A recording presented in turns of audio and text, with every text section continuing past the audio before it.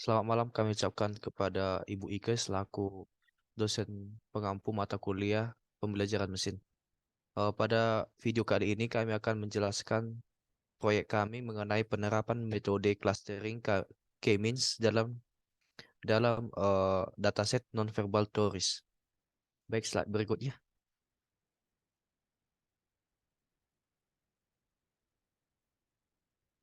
Baik, dalam melakukan pengerjaan proyek ini kami terdiri dari 4 orang dalam kelompok 5, yaitu nama saya Abram Wepane, kemudian teman saya Maria Jesi Tanggang, kemudian teman saya Casandra Napitupulu dan Debbie Ashley Tonga.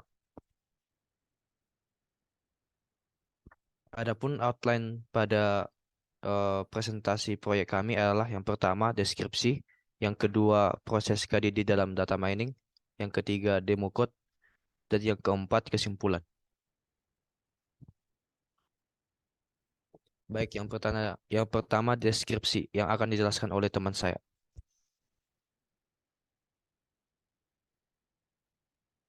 Oke, yang pertama itu ya mengenai deskripsi. Deskripsi di sini akan menjelaskan apa itu machine learning. Jadi machine learning ini merupakan cabang dari kecerdasan buatan yang dimana berkaitan dengan desain pengembangan algoritma. Yang dimana kita tahu algoritma ini terdiri atas beberapa bagian. Yang pertama supervised learning, kedua unsupervised learning, yang ketiga semi supervised learning, dan yang keempat itu reinforcement learning. Nah, supervised learning ini terbagi atas dua, yaitu prediction dan classification. Yang kedua itu unsupervised learning ini terbagi atas beberapa, yaitu yang pertama regression, yang kedua clustering, yang ketiga probability, yang keempat finding association, dan yang terakhir yaitu dimension reduction namanya. Nah, selanjutnya itu yaitu semi supervised learning, dan yang keempat itu reinforcement learning, di mana terdiri atas decision making. Selanjutnya akan dijelaskan oleh teman saya. Selanjutnya itu adalah K-means. K-means ini merupakan algoritma clustering unsupervised machine learning algorithm. Ini adalah algoritma yang paling sederhana dan populer. K-means clustering ini adalah metode penganalisaan data atau metode data mining yang melakukan proses pemodelan unsupervised dan merupakan salah satu metode yang melakukan pengelompokan data dengan sistem partisi. K-means clustering ini merupakan salah satu metode cluster analisis non-hierarki yang mempartisi objek yang ada di dalam satu atau lebih cluster, sehingga nantinya objek yang mempunyai karakteristik yang sama dikelompokkan ke dalam satu cluster, dan data yang berbeda dikelompokkan ke dalam cluster yang lainnya. K-means clustering ini bertujuan untuk meminimalisasikan objective function yang diset dalam proses clustering dengan cara meminimalkan variasi antar data yang ada di dalam suatu cluster dan memaksimalkan variasi dengan data yang ada di cluster lainnya untuk menemukan grup data. Selanjutnya,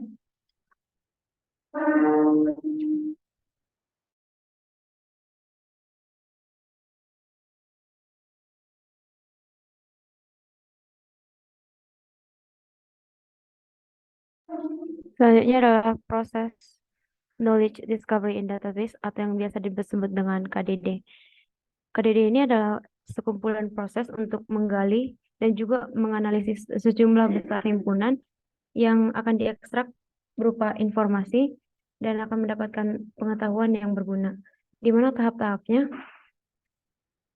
adalah yang pertama, data cleaning. Data cleaning ini merupakan proses pendahuluan dan pembersihan data yang merupakan operasi dasar seperti penghapusan noise. Kemudian akan dilanjutkan pada tahap selanjutnya yaitu data selection, di mana pada data selection ini akan diciptakan himpunan data target, pemilihan himpunan data atau yang difokuskan pada subset variabel atau sampel data, di mana penemuan akan dilakukan. Selanjutnya adalah data transformation, di mana pada tahap ini akan dilakukan pencarian fitur-fitur yang berguna untuk mempresentasikan data yang bergantung kepada goal yang ingin dicapai. Dan selanjutnya adalah data mining, di mana pada tahap ini akan dilakukan pemilihan tugas data mining yang merupakan pemilihan goal dari proses KDD, misalnya klasifikasi, regresi, clustering, dan lain-lain. Kemudian yang terakhir adalah interpretation atau evaluation. Pada tahap ini akan dilakukan menerjemahkan pola-pola yang dihasilkan dari data mining, di mana tahap ini akan dihasilkan dari proses data mining yang ditampilkan dalam bentuk yang mudah dimengerti oleh pihak yang berkepentingan. Selanjutnya akan dijelaskan oleh teman saya.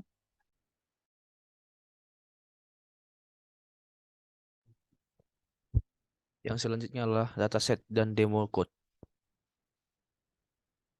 Baik, dataset yang kami gunakan adalah non-verbal tourist dataset. Pada gambar dapat kita lihat bahwa terdapat keterangan bahwa karakter kumpulan data adalah multivariasi. Kemudian karakter atribut, bilangan bulat, dan keterangan nyata. Contohnya adalah suka atau tidak suka dan sebagainya. Kemudian adalah associate text, tags. Kita dapat menggunakan classification atau clustering. Dalam mengolah data ini data ini kami menggunakan clustering. Kemudian jumlah data terdapat 73 data, daerahnya bisnis. Kemudian jumlah atribut terdapat 22, tanggal donasi dataset ini tanggal 13 Maret 2021. Baik, penjelasan selanjutnya.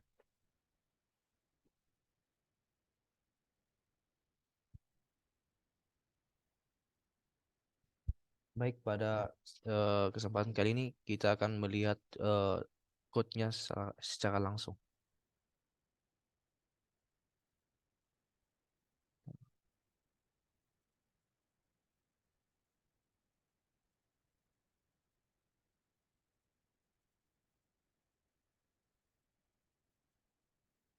Baik, penjelasan pertama akan dijelaskan oleh teman saya.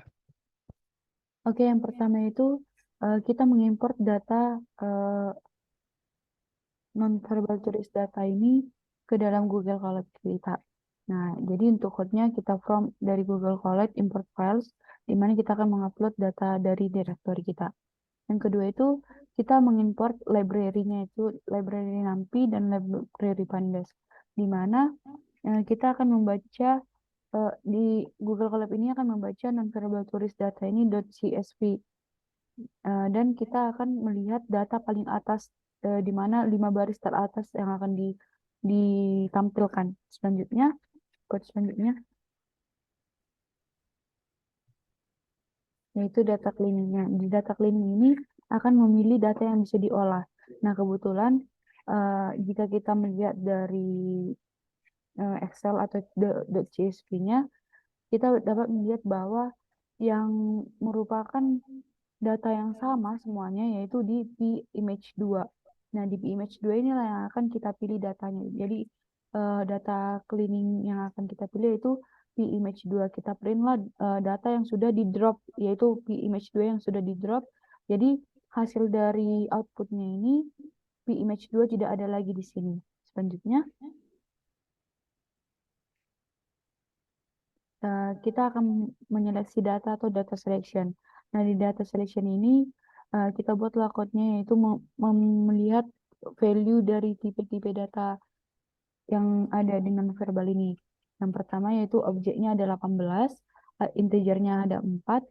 Jadi kita seleksilah yang mana dia data numerik dan mana dia data kategorial. Nah, di data numerik ini terbagi atas 4, yaitu age, tense, relax, hostile friendly, dan type of client. Nah, sedangkan di kategorial variance ini akan menunjukkan yaitu 18 objeknya. Yang pertama sex, kedua country, ketiga returning, keempat image 1, yang selanjutnya image 2, selanjutnya image 3, selanjutnya image 1 hingga proses mix. Selanjutnya akan dijelaskan oleh teman saya.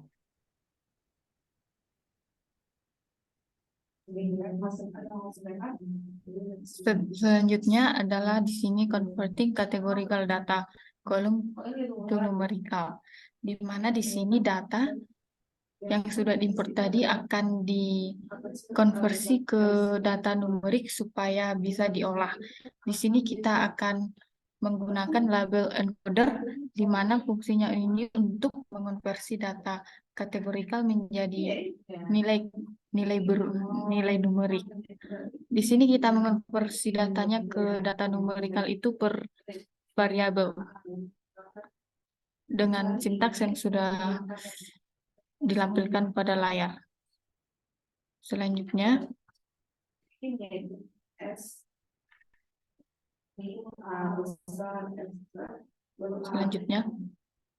ubah lagi, ya. Selanjutnya pada sebelumnya.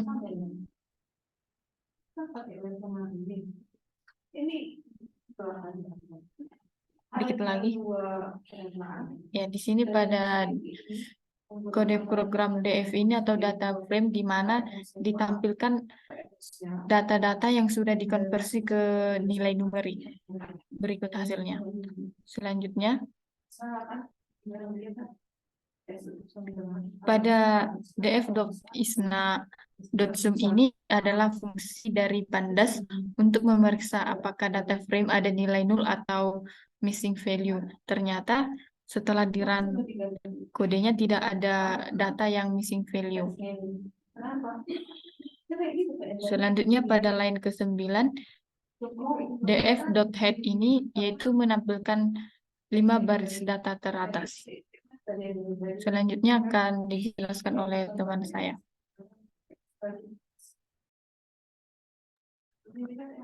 Selanjutnya di sini ada indeks pd.index. Di sini akan di beberapa objek yakni age, temps, relax, hostile dan lain sebagainya.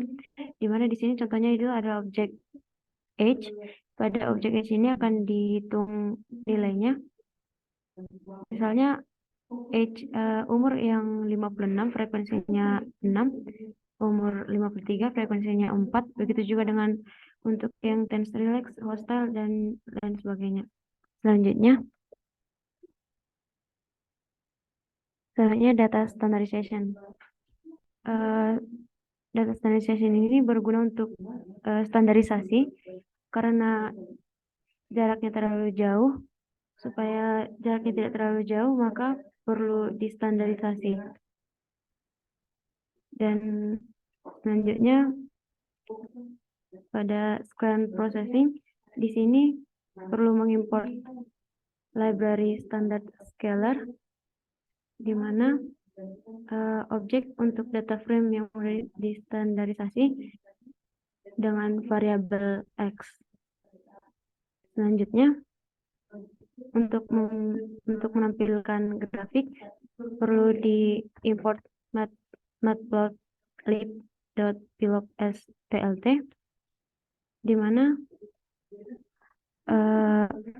pada menampilkan grafik akan dibuat pada fixed size 40-20 dan bins 20, dan grafiknya contohnya pada age, pada data negatif 1,5, frekuensinya dapat kita lihat seperti di sini pada 6, misalnya pada data negatif 1,0 terdapat frekuensinya pada 2,5. Begitu juga dengan tense relax, misalnya pada data negatif 1 frekuensinya pada sekitar 37. Begitu juga dengan grafik-grafik selanjutnya. Selanjutnya, code berikutnya.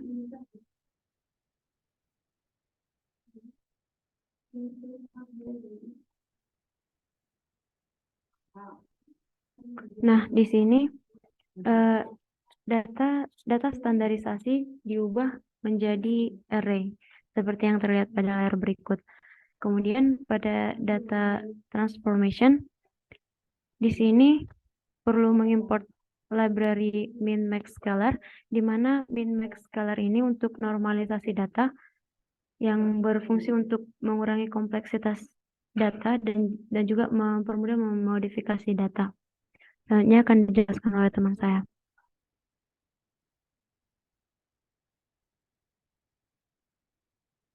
Baik, saya akan menjelaskan potongan kode berikutnya. Setelah melakukan normalisasi data, maka yang akan kita lakukan adalah untuk menentukan nilai cluster atau nilai K cluster. Jadi pada codingan ini kita akan mengimport library k-means. Jadi kita akan melakukan kita akan mendistorsi data, yaitu distorsi adalah menghitung rata-rata jarak kuadrat dari pusat cluster masing-masing cluster. Biasanya metrik jarak Euclidean digunakan.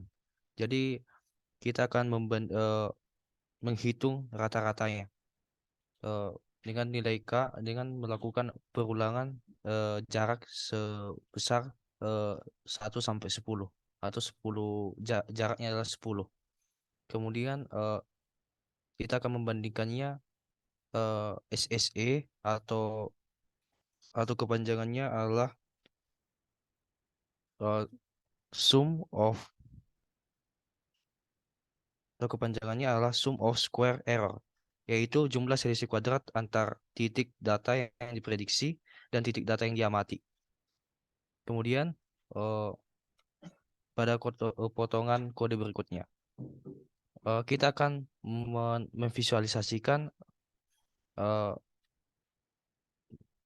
plot untuk menentukan nilai K-nya.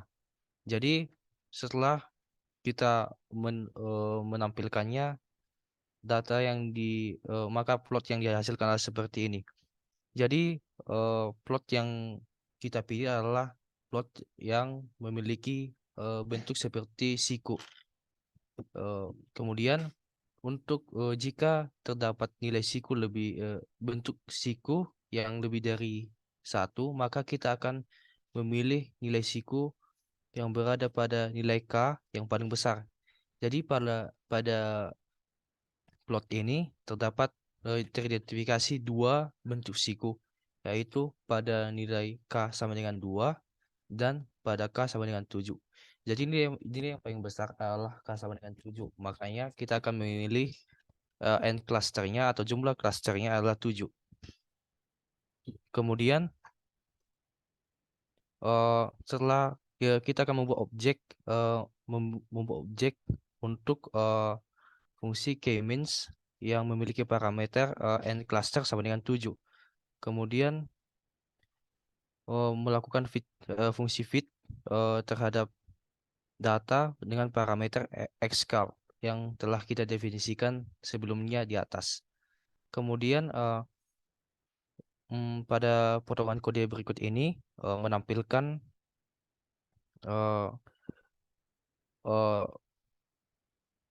di titik pusat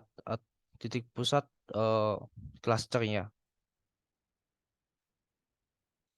Kemudian pada potongan kode berikut kita akan menampilkan label pada k-means model, pada objek k-means model. Maka hasilnya adalah deretan array berikut. Kemudian pada potongan kode ini terdapat histogram yang merupakan visualisasi dari data frame cluster yang bernama cluster. Jadi hasilnya adalah seperti berikut, yang merupakan perbandingan antara nilai data terhadap frekuensi datanya.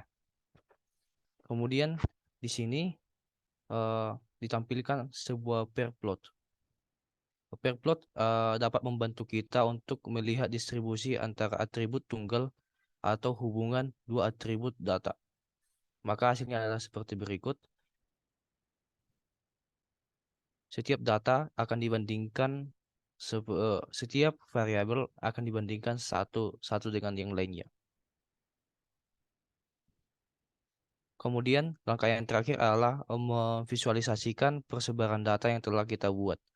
Jadi setelah kita memvisualisasikannya akan terdapat 7 kotak tujuh kotak ini akan menandakan titik pusat datanya, ya, titik pusat persebaran datanya. Jadi jika dilihat secara seksama, maka titik ini akan menjadi klaster-klaster yang mana titik ini jika berdekatan dengan titik lainnya merupakan kelompok-kelompok yang memiliki eh, kemiripan atau sifat yang homogen dengan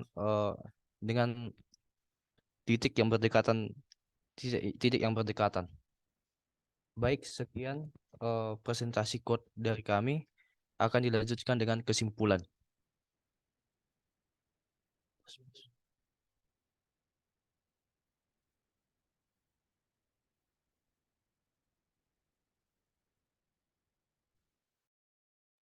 Oke, yang terakhir yaitu kesimpulan. Nah, di mana kesimpulan dari penerapan metode clustering Cummins untuk data non-variable turis ini dapat kita simpulkan bahwa satu, kerja clustering ini bekerja pada independen variabel. Jadi tidak bekerja pada target atau tidak memiliki target sama sekali. Yang kedua ini datanya hanya dari 1 sampai 22. Di mana tadi kita melihat bahwa ada data yang sudah di cleaning yaitu di PIMAGE 2 yang dimana datanya sama. Selanjutnya itu ternyata tidak semua variabel yang masuk itu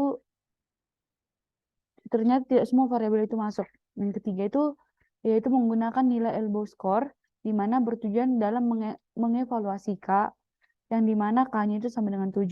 Yang dapat tadi sudah ditunjukkan mengenai ada 7 warna dalam kesimpulan yang terakhir. Sekian dari hasil presentasi kami. Terima kasih.